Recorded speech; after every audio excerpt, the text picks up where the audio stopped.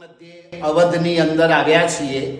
અવધમાં શ્રી મુનિસુરત સ્વામી પરમાત્માની પ્રતિષ્ઠા શ્રી રાજલ સુરીશ્વરજી મહારાજાએ કરાવી છે. ત્યાં એક ભવ્યાતિ ભવ્ય આદિનાથ પરમાત્મા છે. આજ આપણે આ આદિનાથ પરમાત્માને વિશેષ રીતે સમજવાની કોશિશ કરશું. પાલિતાણામાં જ્યાં આગળ કેસરિયાજી દાદાના જિનાલયમાં આદિનાથ પરમાત્મા જેવા છે એવી ઘણી વિશેષતાઓ અહીંયા આગળ આપી છે. મૂળનાયક તરીકે શોભી રહ્યા છે આદિનાથ પરમાત્મા.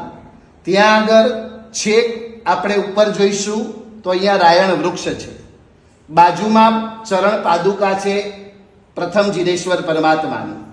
અહીંયા આગળ સર્પ છે, મોર છે. ગમે તેવા વેરી જીવો આવે તો પણ શત્રુંજય પર રાગ દ્વેષને જીતી લે છે.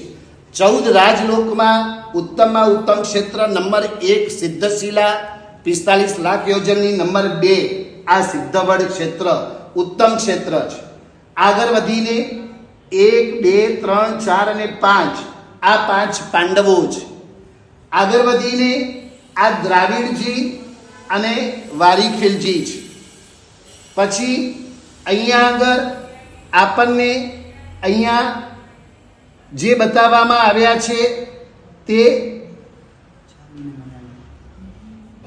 જાલી મયાલી છે, અદભતજી દાદા છે, સૂરજ કુંડ છે, મરુદેવા માતા છે, ચંદન તલાવડી છે. નીચે જાલી મયાલી અહીંયા આગળ છે, જાલી મયાલીને ઓયાલી, સિંહ છે, ગાય છે. આ શત્રુંજય જગતમાં 2 છે.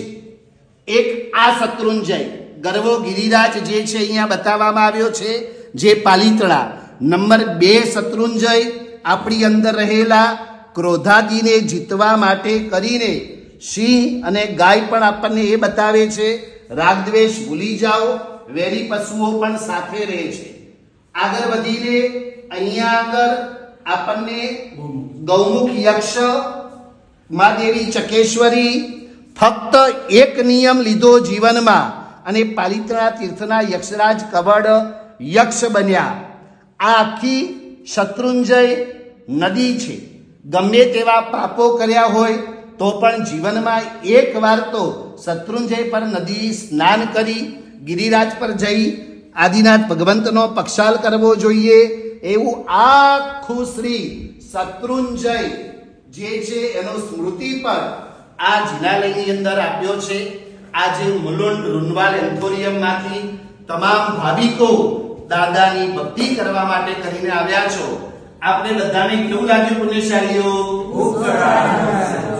વાહ, સરસ સરસ સરસ. બોલો શ્રી શત્રુંજય ગિરિરાજ કી જય, આદિશ્વર ભગવાન કી જય. વાહ ભાઈ વાહ, સરસ સરસ સરસ. ખૂબ આનંદ જો ઇતિહાસ સમજવા જેવો હોય છે. સર તમે અમારી યારે આવ્યા ને તો અમને આ બધી ખબર પડી. આપનો પણ ખૂબ ખૂબ ધન્યવાદ, આભાર કે આ લાવ્યા, આ ઇતિહાસ સમજાયો. ધન્યવાદ સર. ધન્યવાદ ધન્યવાદ. થેન્ક યુ સરસ સરસ, બહુ સરસ.